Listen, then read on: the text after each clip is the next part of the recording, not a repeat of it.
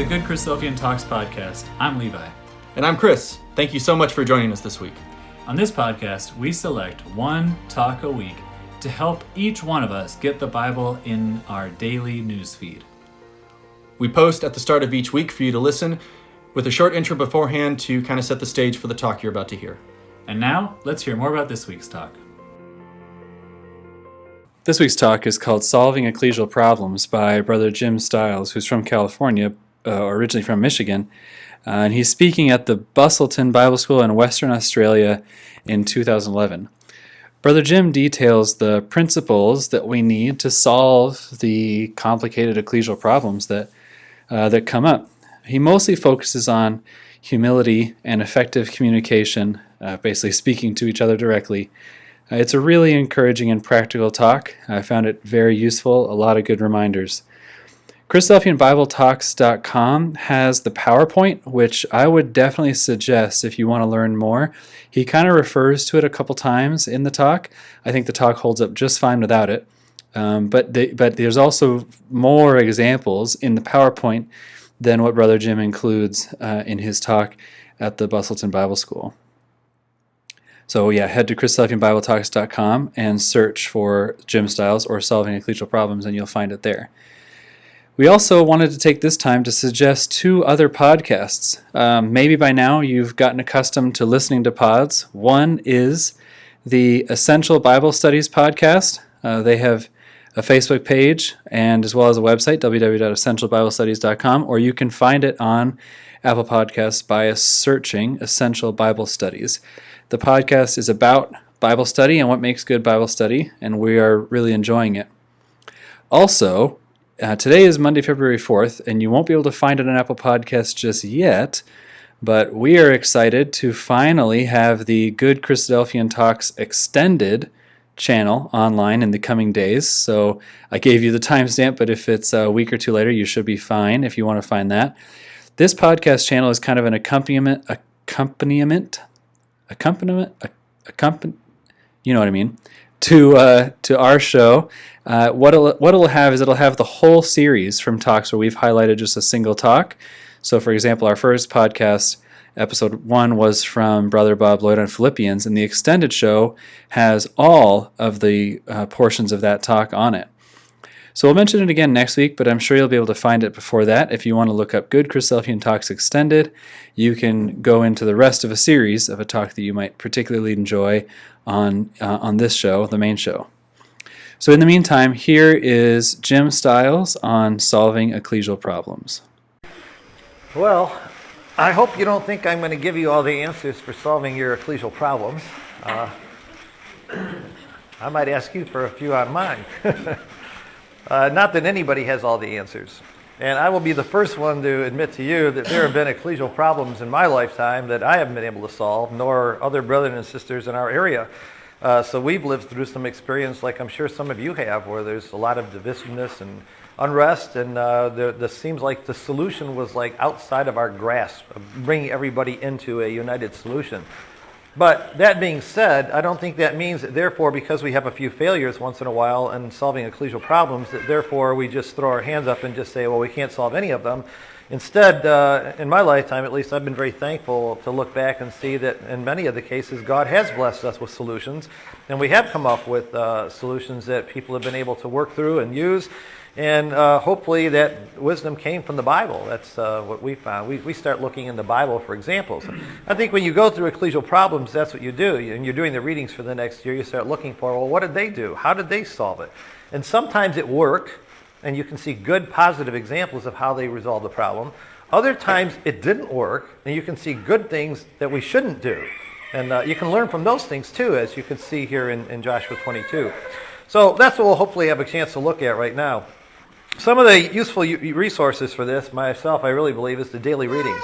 When you're reading the Bible over and over again, what can happen with the daily readings, and sometimes they're not like the perfect solution for everything, but by reading through the whole Bible on a periodic basis all through the year, every time you start over in January and you start again, or you start over in June with the New Testament, or July, what happens is you now have all the background of that last year of all the problems that you experienced, all the situations God threw you into, all the issues that you were dealing with. Now those are like in the forefront of your mind.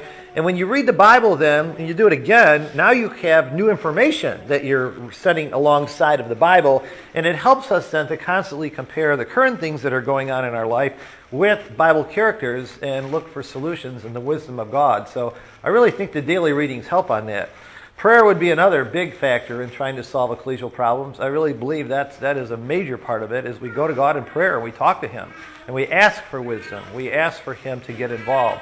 We beg for God and for Christ to send the angels and help us in our ecclesial problems, because we're looking for ways to unite His family and bring them all together. The Ecclesial Guide, although you can look at it and say that it's definitely full of some human things that are there, it is exactly what it says. It is a guide. And it's good sometimes to have some kind of guidance to start with, have a basis for everybody to be able to compare. And if in the end we decide as a group that we don't want to necessarily follow exactly what the guide says, that's a choice that the group can make if that helps them bring about a solution. But in my experience, we found that the Ecclesial Guide has been very useful in trying to solve ecclesial situations. Not so much from the perspective that we hammer people down and we say, well, the guide says, therefore we have to do this, but more from the perspective of looking at it as a guide. It was written to try to help us through problems. So we read it from that perspective. Here's some guidance. This is one thing we can go to tries to give us some guidance on how we might work our way through this problem. And we might veer off a little bit here and there from exactly what the guide says, but it's got a lot of wisdom in it in trying to resolve ecclesial issues. And certainly we have around us the wisdom of the elders that we can go to. Sometimes as young people you forget about that until you run into trouble, and then all of a sudden you'll go to somebody and you'll say, well, what did you do to work this out? And how did you solve this? Did you ever have this problem? And it's amazing how often us old people, we actually know a few things, and we can share our experiences with you and help you through those problems. So I found that very useful too. That's one of the things I like to do at Bible schools and different gatherings that we would go to. You talk to some of the older folks and find out, well, what did you do when this arose? And how did you work your way through this problem? We used to do that a lot when we were raising children. You'd go to some of the older ones that have already been through it. And you say, well, how did you work through this? And what did you try? Not that you have to follow exactly what they said, but you can try it and see if it works. And if it works, great. Thank God for the fact that some people have some wisdom. And certainly we need buckets and buckets full of patience. And otherwise, it just isn't going to work. That is probably one of the keys to the whole thing in solving ecclesial problems. We've got to have some patience. You're not going to necessarily get a solution right now, today, that we just force on everybody and think that solved the problem, now we go on to the next thing. It isn't like that. It's not like fixing a part on a car and your battery's dead. And all of a sudden you realize, got to get the battery fixed. And so you go out, you buy a new battery, you put the new battery in, and you're all set, right? The little red car drives away. And that was simple, wasn't it? If only all the problems were like that. And some of them are a lot more complex, may involve more than one component, not just a battery, it's all this other stuff. And we have to find a solution that works for the whole car, not just a little minor problem of having a battery fixed. So those are the kind of things we look for. Now, what really impressed me about ecclesial problems and family trouble is that I think as a younger person, I grew up always thinking like, my focus was on the resolution, that I had to make sure I got to that point over there, and we got to get there really fast because that's the right place to be. And I've been impressed that when you go back and look at Bible examples of this, and you look back over the history of your own life, I think probably a lot of you can realize that God is really, sometimes, he's a lot more concerned about how we got to the solution than the actual solution. And that's a key item in solving ecclesial problems. If we all had that focus, I think we'd be a little more patient, and a little more slow, and a little more tolerant, and we'd be always stepping back and looking at the bigger picture and trying to second guess, are we doing this the right way? Because what we want to do is, when we look at ecclesial problems and troubles that arise, God has thrown those at us so that he can test us to find out about our single-mindedness, as James would say. Do we really believe God is in this? Or do I just have to implement my solution and force it on everybody and make sure we all do the right thing?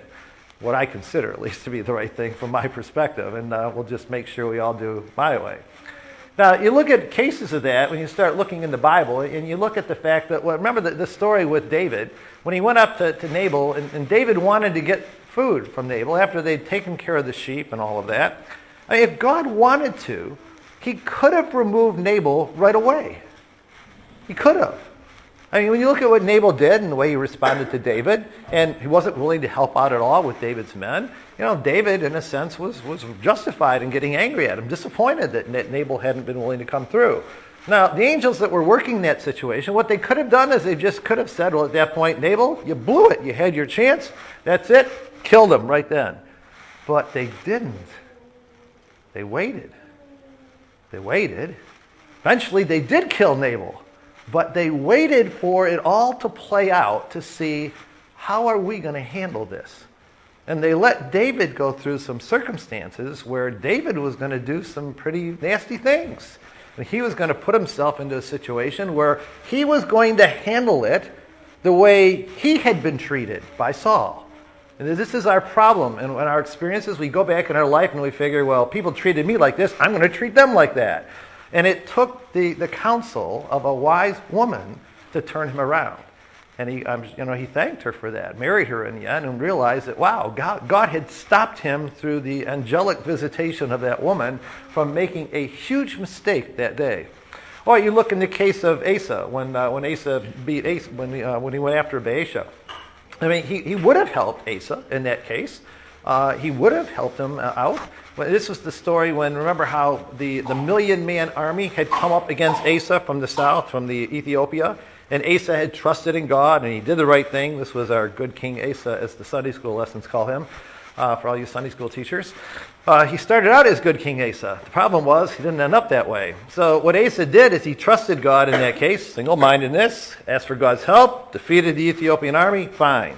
Then he gets involved with Baasha, the king of the north in Israel, and realizes this is a family issue. This is different than the Ethiopians. This is like ecclesial trouble now. It was one thing when the trouble was outside. I can deal with that. But now when the trouble is in the ecclesia, now what do? And so he goes at it a whole different way. Instead of going to God and talking to God, he now goes up and makes this deal with the Syrians up there and says, you come down and bother them. And if you bother them up in the north and you get Baasha all upset, then he'll have to leave building these border towns down there and pushing his way into the southern part in Judah, which he was doing. He'll have to leave there and go out now and fight with you guys. And while he goes and does that, then I'll just destroy all the stuff he's doing down in the south. And it worked. The plan worked. But then the prophet comes to Asa and says, you blew it. That wasn't the right way to do it. You didn't trust in God in this case at all. And if you had, I would have not only let you defeat the northern army and push Baasha back, I would have given you the Syrians too. But because you didn't trust me and you weren't single-minded, you don't get that. And then remember what he did? Asa got all upset at the messenger, at the prophet, and beat him up and put him in prison, and then he beat up a bunch of people at that time, and then he got disease in his foot, and you never hear a good thing about Asa for the rest of his life. It's sad, but that's the way Asa ends up. And God could have, in this case here, he could have wiped out Jericho on the first day. So you look at how patient God is. He waits 7 days for people to go through this, because he's looking to see, how are we going to respond? Now, you ever thought about that when ecclesial problems come up? If all the brethren and sisters, when a problem arises in an ecclesia, if our first thought could be, what is God trying to teach me? And how should I handle this so that it gets handled the right way? Because what God's really doing is he's not so much bringing up this problem to make sure that I hammer it all out and we get to that right point over there and we stand up for the truth and whatever. We do this kind of, as we tend to see it. We're so simple-minded that way. We want to go right to the solution.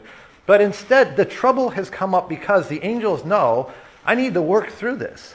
I need to go through this process and make sure that I handle it right with all the people involved, because this is the training ground for the kingdom. This is really what that's all about. And if we all approach those problems that way, I think we'd have a little gentler and kinder spirit when we came at each other when we're dealing with some of our family and ecclesial problems. Because God could jump right to that solution right now, right at this moment. He could solve the problem if he wanted to. He could, by just removing people, by giving us sicknesses, by taking away things, he could just resolve that problem so fast.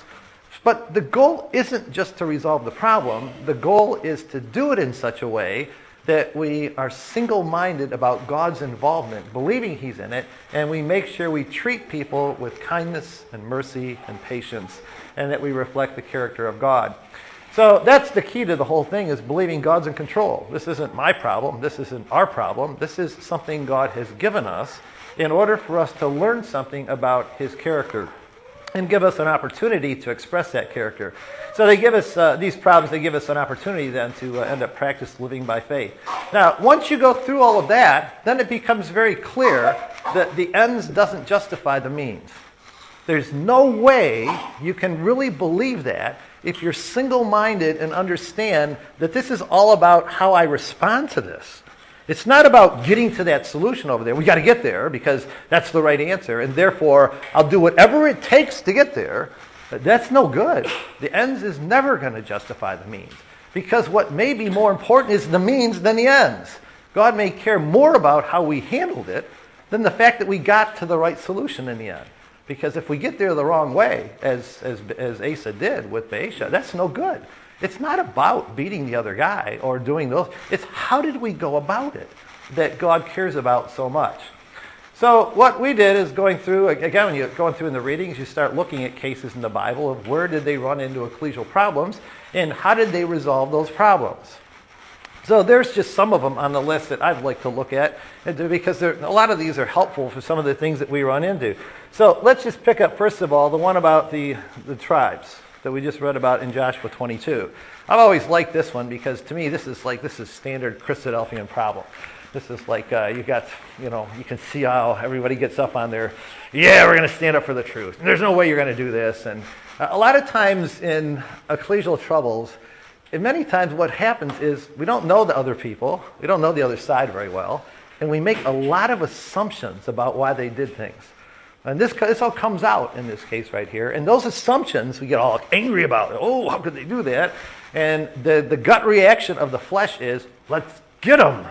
We're gonna wipe these people out. And these stories are here because they help us understand this is the way people want to react. Now, this community in Joshua 22, what really is interesting to me is think about the background of Joshua 22. What had these people just done in Joshua 22? They had just left Egypt, wandered for 40 years, come up from the eastern side, from the side over here of the Jordan, defeated Og and Bashan. 2.5 of the tribes had been given that land over there, but they said, even because of that, we'll still come over and help you. And they had all worked together for 7 years. They had been in unity, fighting the battles of God together, taking over the land. They had done a tremendous job of working together. And now, when they go to separate and go home, right, now they're starting to wonder about, well, what's going to happen after this? This is sad. After 7 years of being together and working together and fighting the battles of the Lord together and watching the miracles that had happened as they won those wars, they now go to split up and realize, oh, when we go to split up, I'm not really sure what you're going to do in the future. And the other side's like, I'm not really sure why you're doing this right now. And there's a lot of second guessing. And this is sad after all this time they had spent together. You would have thought by now they would have known each other really well and trusted each other. And really, they don't. There's a lot of mistrust here amongst the tribes. And it just shows this is what life is like in life. These are people. They're human problems that you get. So the problem is then that the eastern tribes, the way they decided to solve the problem is on the way home, when they're going back up here to the north and they're going to go across the Jordan here and they're ready to go home, they decided, well, you know what we really should do? Down the line, it just may be that those guys on the western side, you guys over on the west side over there, maybe not you, but what about your kids? We know what happens. Generations go by, and your kids will have kids, and their kids will have kids. What if your kids, a couple generations down the line over here, what if you guys end up, your kids at least end up, not really believing that us over here, we're part of the land anymore? What if they want to just separate us out?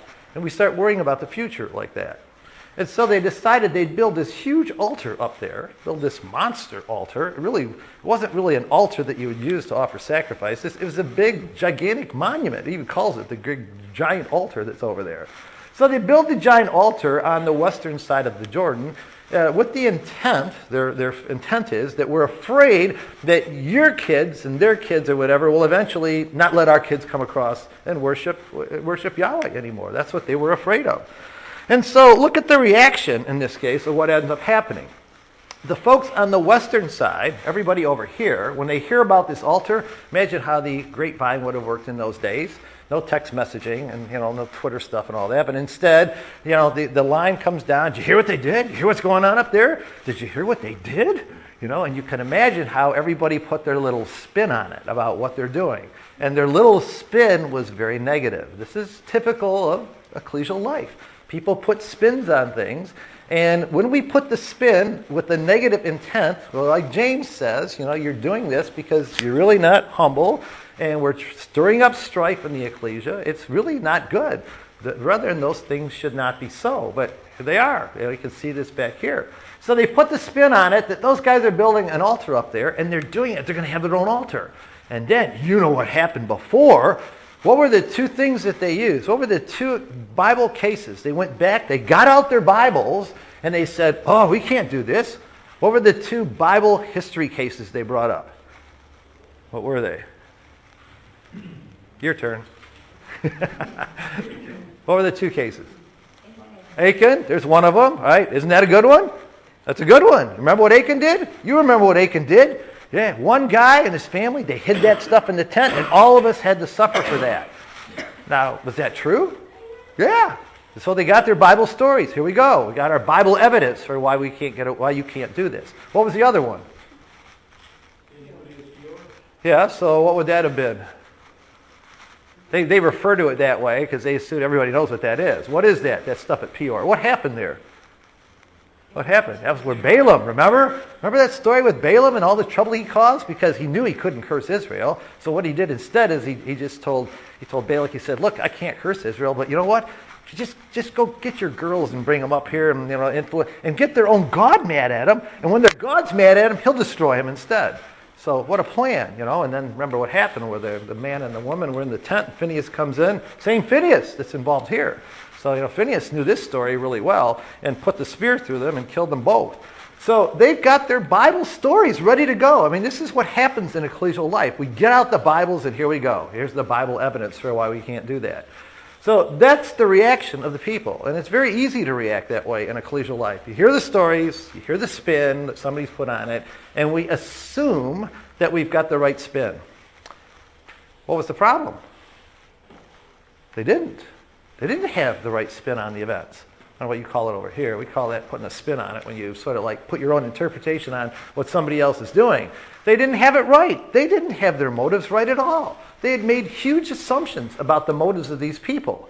Now look at the solution that the wise heads came to in this story. And this is good. This is a good example of what happens in ecclesial life when you have spins like this take place and people start rumors and they want to get everybody all fired up. The tendency was, the natural reaction of these people that had just worked together for 7 years with each other is, let's grab our weapons and go kill them. That's sad, brothers and sisters. That's the way we think about each other. And we're no different. Our community's done the same kind of thing. We don't pick up a gun and shoot the other person. No, we just disfellowship them and we kick them out. Or I don't want anything to do with you people anymore. And we just write people off. But like James would say, it's just like committing murder and adultery. We're acting like the world. And instead, what happened in this case, instead of doing that, the wise heads prevailed. And instead what they did as the solution is they got leaders who could talk. And they decided to discuss the problem. So they get Phinehas, there's high priest, and they get a representative of each of the tribes, so that like we would do today, where you get ecclesial representatives. And they go up there and they talk to these people. What a great solution. Like, how could you ever think of that? Let's go talk to them and ask them, why did you do this? It seems like such a simple solution to go talk to people. But it's so much easier to get out the guns and shoot them. I don't know why we're like that. We want to get out the guns. I know you watch sometimes the kids out there with their sticks already. We got the sticks, we're ready to go, do all the practicing. And, we seem to like that kind of stuff in life. But later on, it's fun now, but later on in ecclesial life, we don't want to get out the guns and sticks and shoot our brothers and sisters. You just go talk to people. And we ask them, well, why did you do that? And imagine how they would have been so surprised to find out, you did it for that reason? That's what you were thinking? You were afraid that we would not let you come over here and worship? That's what you actually were afraid of? We had it all wrong. And I know this is what humility does, though. They had to admit, we had it wrong. We were wrong about you. And so they ended up accepting the fact that, all right, we'll let that altar sit up there, and that's okay. We can have that as a memorial, and we'll all use it for the same reason now. We'll use it to try to remind everybody, and our kids and our grandkids and our great-grandkids, that we're all in this together, and the whole community can come over here and worship on the other side. And, we read that story through and you just think that's such a simple solution. But to get our brothers and sisters today sometimes in ecclesial life to just sit and talk and find out, why did you do something? That's not easy to do.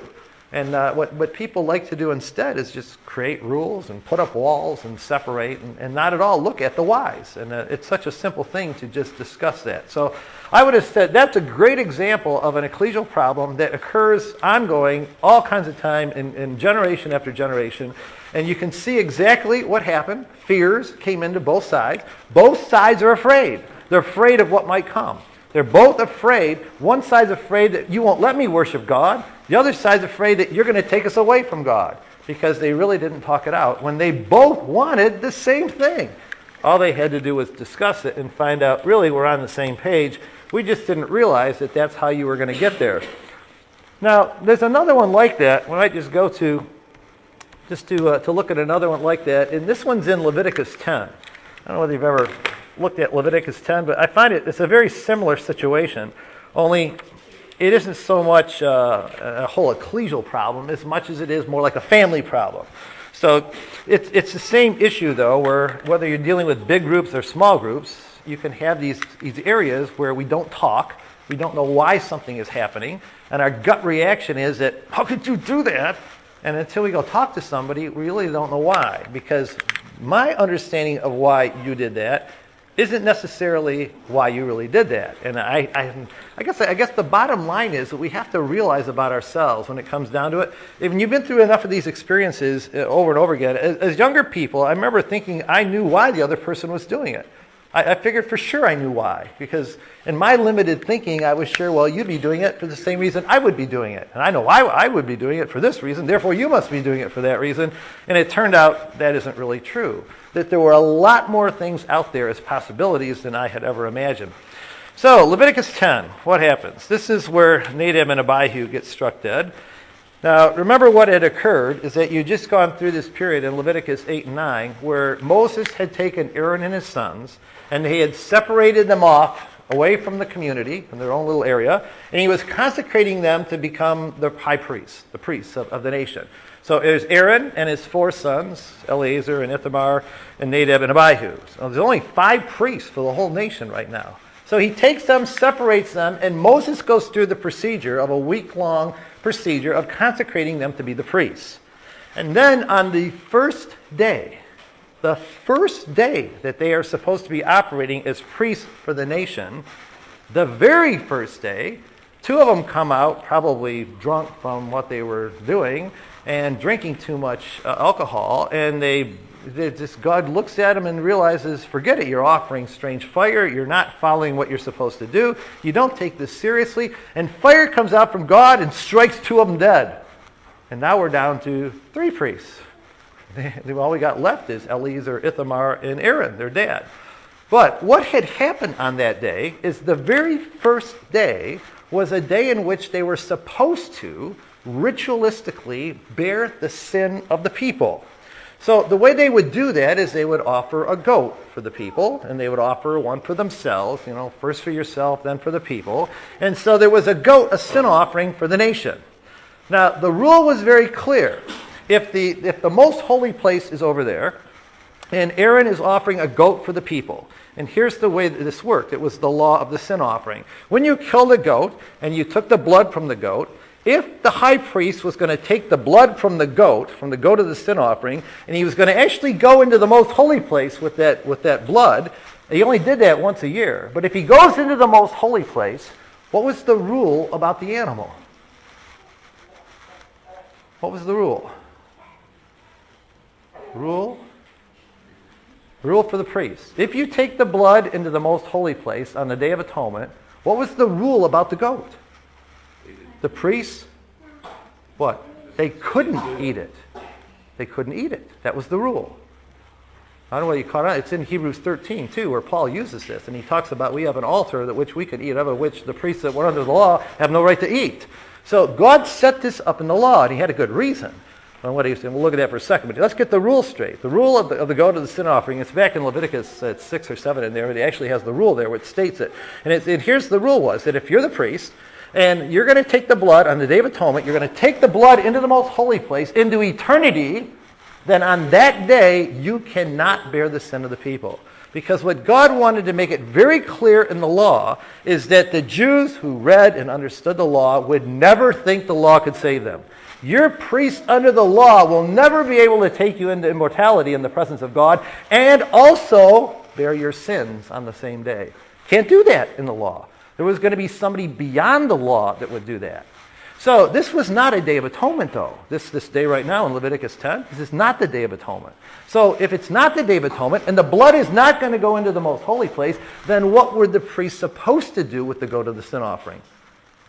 Then they were supposed to eat it, all right? And when they ate the goat of the sin offering, they were ritualistically bearing the sin of the people, representing what Christ would do. So one day you can represent Christ's work this way, and on one special day of the year you can represent Christ's work that way, but you as high priest under the law can never do both. It's sort of like the same idea of separating king and priest out. God put all these things in the law so that if a person carefully read it, they would never think their law could save them. It was only designed as a tutor to teach them about the work that Christ would do. So what happens? They get the goat going. They get the goat cut open, all right? It's not the day in which you're supposed to go into the most holy place, so some of the goat would be burned on the altar, but a lot of the goat, the parts of the goat were supposed to be eaten ritualistically by the priest, and so Aaron and his sons were supposed to eat the goat and ritualistically bear the sin of the people on the first day that they're operating as high priest for the nation, and God sends out fire, kills 2 of Aaron's sons. Now we're down to 3. We got Aaron and his 2 sons. There's only 2 sons left. And Aaron's devastated. And so what happens in verse 18? Look at verse 16. Just skip down to verse 16 and you can see the problem. So after Eleazar after Nadab and Abihu are struck dead, all right, he looks around and Moses diligently made inquiry about the goat of the sin offering. And there it was. You can see Moses going around. Where's the goat? Where's the goat, Aaron? Where's the goat? Who's got the goat of the sin offering? We're supposed to eat the goat. That's the rule. The blood didn't go into the most holy place. Where's the goat of the sin offering? You're going to bear the sin of the people today. And he's looking around like, where's the goat? Where's the goat? And he's trying to figure out where it is. And he finds out, oh no, there it is on the altar. You burned it. And he's all upset because now we have an ecclesial problem. This is more like a family problem. Somebody didn't follow the rules. So he realizes, he gets angry at the end of verse 16 there. He was angry with Eleazar and Ithamar, the sons of Aaron, who were left, saying, why have you not eaten the sin offering in a holy place, since it is most holy, and God has given it to you to bear the guilt of the congregation and to make atonement for them before the Lord? This is how this law works. Don't you get it? He's already trained them. He's tried to educate them in how to be priests for this nation. And Moses is getting all upset about the fact you didn't follow the rules. And he's right. They didn't follow the rules. See, its blood was not brought inside the holy place. Indeed, you should have eaten it in a holy place as I commanded. Now that rule is back in chapter 6 at verse 30 if you ever want to look it up. It's also in chapter 8. I think the key one is in chapter 8 at verse 15 if you're making any notes there and you want to go back and check it out. But that was the rule, is that if the blood doesn't go into the tabernacle and it doesn't get sprinkled on the mercy seat, then the high priest was to ritualistically bear the sin of the people as I have commanded. So there's the problem. And Moses gets all upset. But look at how it's resolved. Aaron comes forward. And Aaron says to Moses, he doesn't come in and just say, he doesn't come in on his high horse and try to solve this problem. He comes in humility and he says, look at Moses, this day they've offered their sin offering and their burnt offering before the Lord, and such things have befallen me. He's talking about the death of his 2 sons. My own 2 sons. We couldn't even raise them in such a way that they followed this procedure on first day. They couldn't do it properly, and God has struck them dead. If I had eaten the sin offering today, would it have been accepted in the sight of the Lord? That's a good response. And so what Aaron had decided, he had humbled himself to the point where he realized, I couldn't even get my 2 boys to do this properly. We couldn't work this out on the very first day. Burn the goat. Burn it. There's no way we're going to ritualistically bear the sin of this people today. There's no way that God's going to accept my family today and my family as priests when he's already struck 2 of them dead. And so when Moses heard that, he was content. And he realized that, wow, that's a good spirit. I understand what you did. So although he got angry with Eleazar and Ithamar, and he's probably angry at Aaron as well, when Aaron finally talked to him and they talked the issue out, and he realized why Aaron had done this, then, wow, I hadn't thought of that. That was new information of a perspective that Moses didn't have. Because Moses' focus was so much on following the rules. Let's do the rules. I know what the rules are. We got to do the rules right. And he hadn't really thought about the emotional impact of all of what had happened on these people. And this is what can happen very easily in ecclesial life, because we have rule people and then we have folks who are the feelings people. And it's good when you can talk it out and try to figure out why somebody's doing what they're doing. Don't just assume they're doing it because of why I would have done it, but they might have had a different component. And in this case, Aaron was just so emotionally distraught in this case of losing his 2 sons, he realized there's no way God was going to accept them today. So I think that's a nice practical one there when you look at that solution there. I don't know whether you've ever seen that before, but it's very similar to the one with the folks in with the Joshua 22 case. Only this is more on just 3 people. We just got, or even 2. We got Moses and Aaron involved, but it shows the same spirit where you're willing to talk to people and solve the problem by talking to them instead of just wiping them out and so on. Now, I don't know if you got the other ones there. I've always thought that the Jerusalem Conference one, I've been impressed at that one in Acts 15. So I put them all up there. If you get the PowerPoints, you can look at them all. We won't have time to look at them all today, but the one in Acts 15, I think this one's good because this one fits ecclesial life today. When you start looking at, well, how do we solve problems in the ecclesia when problems arise? So Acts 15, everybody knows this is a good Sunday school lesson, where we've got the Gentiles coming in. So now we have new cultural groups coming into the truth that don't worship God the way we're used to worshiping God.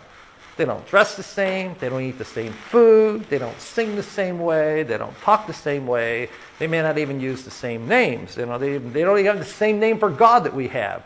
We have Yahweh our God, and they refer to him probably differently. So you have all these groups that are coming together, and the feeling amongst the Jews was that these guys that you're bringing in right now, they're like a bunch of barbarians, Paul. They're wild people compared to what we're used to with our nice system of law and how we worship our God. You have all these wild people coming into the community. They don't fit the way that we're used to. And so there was this huge dilemma developing as Paul went and took the gospel out to the Gentiles, because now you've got Gentiles and Jews coming together, and you're trying to figure out, what do we do? How do we merge these groups so that we can still attain to God's standards? So we hold the critical standards of God, but we don't make people follow all the customs and stuff that I'm used to that make me feel good. How do we do this in such a way that we can bring these groups together? So I think the solution that they came to was good in Acts 15. They got the ecclesial representatives together, which is what we would do today. They got reps coming from all the different ecclesias, and they brought them into Jerusalem. This was how they were going to try to resolve this. So that's what you see in Acts 15, that it all developed as a result of verse 1, that certain men had come down from Judea and taught the brethren, unless you are circumcised according to the custom of Moses, you cannot be saved. And when that happened, they realized, we have got to resolve this. Because now you're asking Gentiles to do things that Paul would know we cannot require of the Gentiles. We can't put up with this idea anymore that you've got to be circumcised in order to be saved. Now, if you want to get circumcised, and you want to circumcise your kids, and you want to be circumcised, that's fine. You go ahead and be circumcised. But you can't impose that on everybody in the community. So that's what they did. They got together, and a bunch of people showed up in verse 2 there. They got Paul and Barnabas to go down, and certain others of them to go up to Jerusalem to the apostles and the elders about this question. So they gathered together, and they brought all these people together. And there were some, in verse 5, some of the sect of the Pharisees who believed rose up, saying, it's necessary to circumcise them and command them to keep the law of Moses. So you not only had believers that were Jews that were in this community, you also had some of the extreme sects of the Pharisees in the community at this point that had come in, and you could see why they were causing problems in the community. They were still trying to hang on to their way of worshiping God, their ritualistic system of keeping the law, and circumcision was the big example. And so they would try to force people to be circumcised. So what is the solution? Well, they get together, and what do? All right, so the solution is you hold the big conference, and in verse 7, Peter gets up and talks to them. And Peter recounts to them how God was choosing the Gentiles, and that Peter was told, you don't make a distinction anymore between the Jew and the Gentile, and that the Holy Spirit has indicated this. So Peter tries to bring his piece of the solution in here of what he had known, that God made no distinction. You can't have this prejudice anymore about these Gentiles, because the solution is in verse 9, they're purified their hearts by faith. So why do you test God putting a yoke on these people that we and our fathers, we really couldn't live this thing anyways? Why would you want to put this on them? And then you've got not only Peter, but you've got Paul. All the multitude kept silent in verse 12. And they listened to Barnabas and Paul declaring how miracles and wonders God had worked through them amongst the Gentiles. So their solution was to have different people give their ideas. They brought the group together, and they gave their testimony about how God had worked through them. And I think what they did is they tried to clearly make it a case of where this isn't just Peter saying, here's what I think, and Paul doesn't just come in and say, here's what I think. They both came in and said, look at what God has done through the Spirit. Look at what He has chosen. How can we resist this? And then James gets up in verse 13, because James had the respect of everybody, and James puts it all together. And good old James, he doesn't just go based on past experience and all that, because he knows these Jews, they're not going to be happy with just trusting Paul and trusting Peter. James says, the Bible says. So James has got his Bible out. He's going to have his Bible passage ready to go. So James quotes from the prophets in verses 15, 16, 17 about rebuilding the tabernacle of David, and says, look, if the prediction was all along that the tabernacle of David will be rebuilt in the kingdom age and that Gentiles will come in, God must have wanted the Gentiles. He wants them in the kingdom. Maybe it's starting now. And so that's what they decided. And that's how they brought them all together. So what they did then, the solution was to write the letter. So they sent a letter out to all the ecclesias. Now, when they wrote this letter, when you look at the solution that they came up with, does the solution involve the fact that, well, we don't want to upset the Jews, and we don't want to upset the party of the Pharisees, so we better mandate circumcision? Is that how they solved it? No. So they were willing to draw a line on circumcision because they realized we can't require circumcision. If we do, then people are still going to think that we're being saved by this law. And this is a big issue. This is a monster issue that we have to make sure everybody is clear on. By works of law, no flesh will be justified. We're justified by faith in our Lord Jesus Christ.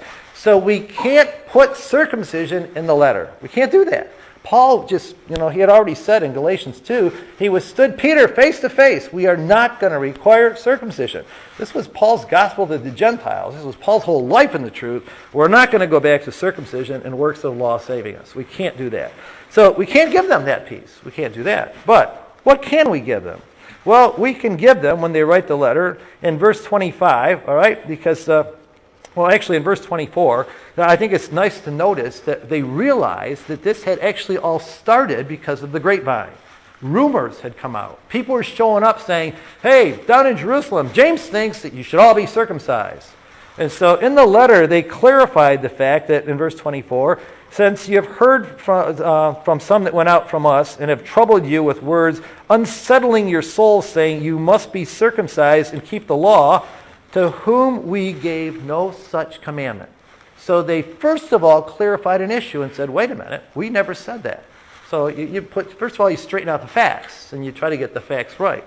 And then they said, all right, it seemed good to us in verse 25 with the others and with our beloved Barnabas and Paul. So they bring in the names. So you realize they're involved in this. They're on board with this too. That look at men who would risk their lives for the name of our Lord Jesus Christ. And we're going to send these guys out. But here's the result. We're not going to put on you in verse 28 any greater burden than necessary. So we're going to try to lower this to the minimum requirements. But here's what we need in order to bring unity. Can you just abstain from the things offered to idols? Now, is that something that they really had to do? Was that really a requirement that the Gentiles not eat food offered to idols? Or did they now have the freedom to do that? What was it? What do you think? Yeah, they had the freedom to do that. They could have. So this was now a compromise. This is interesting. This is examples of compromises in the truth. When people say to us sometimes, well, you should never compromise. That isn't true. They did compromise. They gave up a freedom that they should have been able to have. And they were asking the Gentiles to give up this freedom. So we're going to ask you guys, for our sake, to please make sure that you don't eat things offered to idols. Stay away from blood. Don't eat the stuff that's strangled with blood, because in the Jewish mind, this was so ingrained in them that this was evil and wrong. If they were doing this, they thought they were sinning. So for our sake, then, will you please stay away from these things? Stay away from strangled and from sexual immorality. Now, that one was fine. All right, and you can imagine they threw that in there just to assure the Jews that these people that are coming in, they're not wild. They're not living immoral lives. All right, so you throw in some things that we need to have, and you throw in a few other things that, well, these are like little bonus items to make sure, can you please do this for us, because it's so upsetting to the folks back there, and that you keep yourselves from these things, you'll do well. Farewell. And they sent the letter out. Now, I find that's a great example, brothers and sisters, of looking at the concept that, yeah, it's okay sometimes to do some compromising. It's okay to give in on some of those issues, where we give up some of the freedoms that maybe we should have for the sake of the unity of the group. But what you don't do is you don't give in on critical first principle issues. And that's what happened here. They wouldn't give those Jews, oh no, we're not going to give you circumcision, because if you get circumcision, you're going to still think circumcision sort of represented all of that salvation by works system. And they held their line and said, we can't give you that. And Paul made that very clear. He would not give in on that. We are not going to go back to circumcision. But there are some other things that we can give in on. We can compromise on those. And that was really a good spirit to have, where you're trying to bring unity in a group and solving ecclesial problems. This was what arranging brethren have to do, or what parents have to do with their children. You have to look at the issues and weight them out and try to figure out which are the key ones and which are the ones that you can afford to give in on.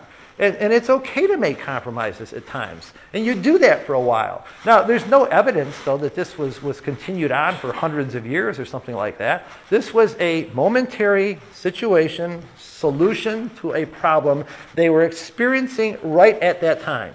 And so the solution was, can we all agree to make some compromises? We're not going to give in on the key issues. We're going to hold true to the fact that we're saved by grace, by faith in God, not by works. But we'll give you these other things, because for years we realized you've all thought this was bad and this was wicked, and it brings up all these things in your mind about your sinning. So we won't eat those things, and we'll do that for you. So that's a good solution, I think, really, when you look at what they were willing to do right there. And it gives us some guidelines, at least, as to how we go about it. So that was their solution in the end. The things strangled and the things from blood, and even the things polluted by idols, in terms of if it was just food or whatever, you could see where they didn't really have to give them those. But they wanted to make sure that you didn't think about these Gentiles as being barbarians. So we'll give in on those issues, and we'll make sure you realize we are legitimate believers. We really do want to be part of the community, and that was the way they solved that problem.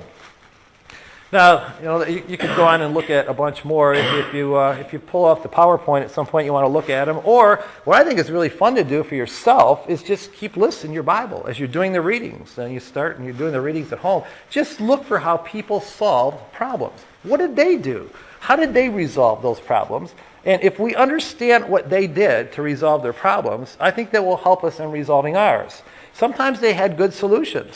Sometimes they didn't. If we had time to look at the one with the tribe, remember in the case with the Levite and his concubine, you remember what happened with that one when they cut up the concubine and sent it out all over the community? He just riled everybody all up, got their emotions all going, their blood was boiled, let's kill them all. And they went after that tribe and they nearly wiped out a tribe in Israel because people got all emotionally generated. And that sometimes happens in our community. People, they want to get the emotions stirred, and they try to present it in the worst possible case. So he takes his concubine, chops her up into pieces, and sends her up all over. All that does is get people's emotions all fired up, and they're not using their Bibles. They're not thinking anymore. They're not praying about it. They're just emotionally driven. We don't want to react like that. That's an example of what not to do in ecclesial life, because they nearly wiped out the whole tribe of the Benjaminites in that case. And then they had to come up with their little schemes to try to figure out some way where they can legally come up with a way for those Benjaminites to find some wives, but we don't want to sin while we're doing it, so we just sort of won't notice what you're doing, and we'll give you the idea ahead of time and tell you how we'll set it up. That's the kind of goofy stuff that goes on in ecclesial life sometimes. That whole situation in the Judges is crazy, but that would be an example of what you don't want to do. In that case, both sides messed up, and they came up with terrible solutions, and that's a warning. We don't want to be like that. So hopefully what we'll do then, brothers and sisters, in our future is that what we want to do in solving our problems is we want to aim at some of the positive things. Let's make an effort to communicate about our problems. I think that's one that we can all do. You can learn that from these cases here. You communicate. Let's pray to God and ask for His help in finding solutions. I mean, this is what we want to do. We take the problem to God. We don't just think right away, I've got to work it out. I've got to solve it. I've got to get to that point right away or we're all sinners. You take it to God and help and ask God to help us find a solution. And don't always assume the worst of everybody else. Talk to them. Our natural tendency, for some reason, is that if there's any kind of rivalry involved at all, we tend to assume the worst of each other. I'm not quite sure why that is, but that seems to be the human spirit sometimes with people that are like on the other side. If our child does one thing, we think, oh, they must have a good reason. If somebody else's child does it, we think, oh, they must have a bad reason. And we're like that. It's terrible. At least we need to know that's how we are, and then we can help respond the right way. Make sure we pull out our Bibles and use them for guidance. That's why these stories are here, so that we can learn what to do and what not to do. And I think the old golden rule of if we just treat other people the way we would want to be treated, I mean, that goes a long way, to love your neighbor as yourself. And so when you find yourself into ecclesial troubles, put yourself on the other side for a minute, and then look at it from their perspective and find out, well, what would you want done? What would you want that other side to do if you were over here? And it helps us respond in a much better way to those people, a way of helping them. And it is okay to compromise on non-essential issues. Don't let anybody ever tell you that all compromise is wrong. You can see that in Acts 15. That's not true. There are times where we can give in on the non-essentials. And be willing to extend God's mercy to others. I mean, you'll see that all over in Bible cases where they found good solutions. It usually involves in some way extending God's mercy to other people. And be careful that you don't overreact to other people's mistakes, because what it can do is make worse mistakes ourselves. That's what happened with that story with the Benjaminites. They overreacted, got all emotionally charged up, and then they themselves made mistakes because they weren't really thinking with their heads on. They weren't thinking along the lines of the Bible at all. And make sure we're willing to listen to brothers and sisters who try to come up with godly solutions. That's what we really want to do, is ask each other, talk to each other, and see, well, what do you think we should do? And what would you think that God would have us do in this situation? And hopefully we'll be a lot better off. And another thing you can do is look at the concept, though, of accepting the decisions of the elders. That one actually came out of the idea of the Gibeonites. It would have been very easy for the community to get upset with the elders and override them on their decision about the Gibeonites. But they didn't. They decided in the end, all right, we made a mistake, we blew it, we'll make the most of the situation. You want to make the covenant with the Gibeonites, we'll respect it, we'll follow through on it. And they did. They accepted that. And I think that's probably the right way to do it. I put that in there about unless it would destroy one of God's flock, because if you ever go back and look at the list, Saul and Jonathan, that's a good example of where you don't want to necessarily do what the elders said. Remember that time that Saul made the oath and he swore that anybody that eats anything today, you're going to die? And Jonathan comes along, doesn't know about the oath, eats the honey, God blesses him, and Saul's ready to just say, kill him. And all the people ransomed Jonathan from his dad in that case because they realized, you're off your rocker on this. There's no way we're going to kill this man. God just used him to work out a great salvation in the community. How in the world can you sit on your legalistic rule of your law that you made, Saul, and let this man die? And there are some times where it's possible, I guess, that elders could get that far off the track, and you might have to intervene. But hopefully that's a rare case when you have somebody like a Saul. So we didn't get very far, but maybe that will help you at least on looking at solving some ecclesial issues. I think the main thing is to approach it slowly, calmly, with prayer, talking to people. Don't get all riled up on the emotions. And let's look for a solution that involves a pathway where we don't sin along the pathway just to get to the end result. And hopefully we'll have a lot more peaceful solutions that way. Thanks.